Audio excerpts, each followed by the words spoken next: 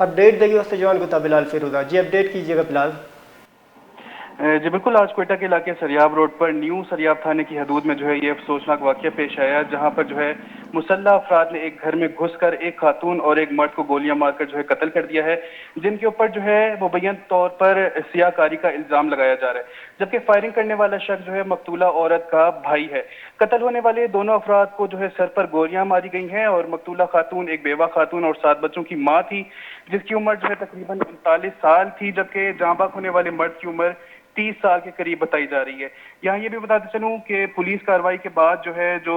जहां बाग होने वाला शख्स था उसके पास से भी एक पिस्तौल बरामद हुई है और इस तमाम कार्रवाई में जो है खातून को कमरे में और मर्द को जो है छत पर मुर्दा हालत में पाया गया है। जी बहुत शुक्रिया बिलाल। मैं मामला जारी करने का कोयटा हास्याकारी बोता माँ दो मर्दम कुशक बुता पुलिस से कुछ गेंद नाशना से सलाबंदे मर्द माल लोगा पुत्र तक तीर गुआरी कुता।